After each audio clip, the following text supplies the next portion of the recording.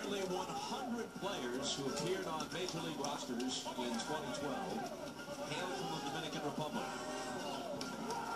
In the first decade of the 21st century, counting multiple appearances by individual players, there were 80 all-star selections from the Dominican Republic. About 25% of Major League players in this era are Latin American. But just about half of those are from one country, and that country is the Dominican Republic. So it was only a matter of time before they won one of these. Nice gesture right here, as competitive as they are. And it started a few weeks ago when Tony Pena had each one of his players stand up in front of the rest of them and say, "Why are you here?" And they all wanted to avenge getting knocked out by the Netherlands in 2009. And boy, they did it in emphatic style. In the course of going 8-0, they outscored their opposition 36-14.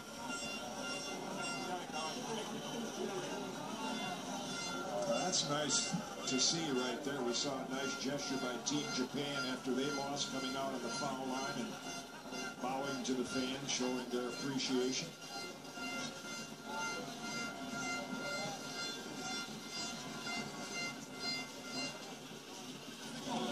Well, Jim, you go back far enough in the game at the Major League level to remember how difficult it was, and there are still some difficulties, but how especially difficult it was for Latin American players with a language barrier and a cultural barrier and relatively few of their brethren on Major League rosters, how difficult and lonely and isolated it could be for a player to come from Cuba, from the Dominican Republic, from Panama, Mexico, whatever it might be, to the Major Leagues, from Puerto Rico.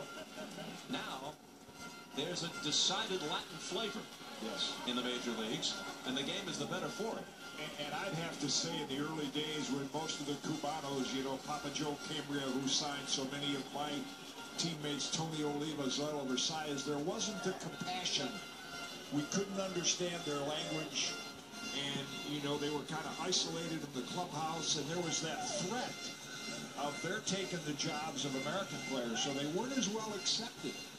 And obviously, and for a good reason, that's all changed. Tom Verducci's down on the field with Jose Reyes. Tom. Jose Reyes, the Dominican Republic, WBC champions, and the first team to go through this tournament undefeated. How does that sound? I mean, this win is going to go to the whole country of Dominican Republic because they was hungry, waiting for this moment. You know, we did it, Dominican Republic, we did it.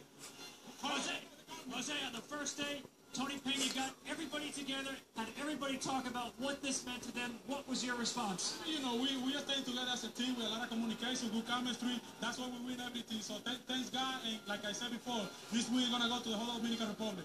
Thank you, Jose. Congratulations. All right, Tom, as we told you earlier, you might have been with us for part of the game where we showed you Jose Reyes not just playing, but speaking. He was mic'd throughout the game, and here's his reaction as Fernando Rodney put the finishing touches on the championship.